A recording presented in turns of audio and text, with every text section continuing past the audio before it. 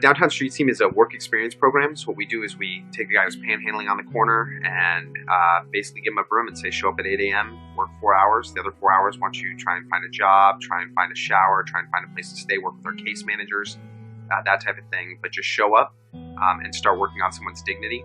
And what ends up happening is on that team environment is folks start feeling really good about themselves and they start wanting to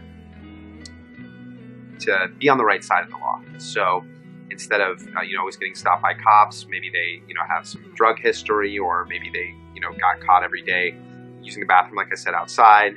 But being on the right side of the law, we have some guys that say now that have spent a lot of time in prison or jail, and they say, I don't even jaywalk now because I'm so scared of going back there. I don't want to go back there. I want to be a productive member of society.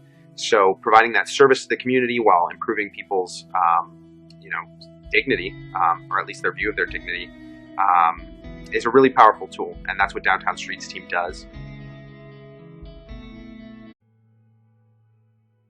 It can become pretty hard to the point where you can't really make it. You can't find housing, you can't find a job, so you're forced to trespass, to steal, that type of thing. And so it's a kind of a vicious cycle that never ends without someone being given a real second chance. But in my opinion, it's the same for a high school kid as it is for a 20-year-old, as it is for a 30-year-old. It's all about motivation.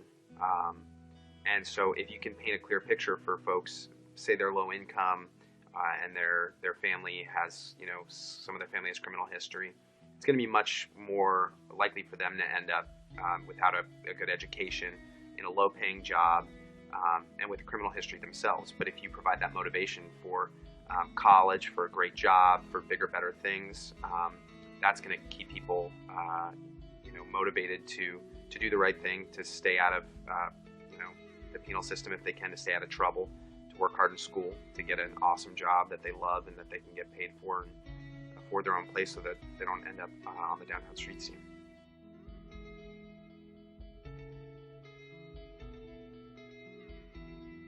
Well, there's the old, Les Miserables story of stealing the bread just to feed your family, and that's very true.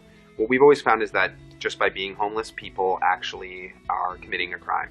So they call it criminalizing homelessness, and what that essentially means is enacting laws that affect homeless people and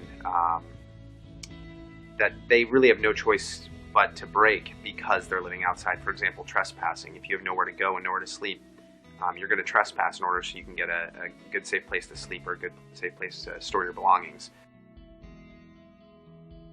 I think there's a lot of innovative things going on here in Santa Clara County that are going to spread throughout the Bay Area, California, the country, around restorative policing and understanding that criminalizing homelessness, criminalizing poverty is not the solution to poverty. It's expensive and it doesn't work. It hasn't worked in our country's history. So these innovative solutions like North County Alternative Services and restorative policing, I hope are the way to move on and really address both homelessness and its link to poverty and crime for good.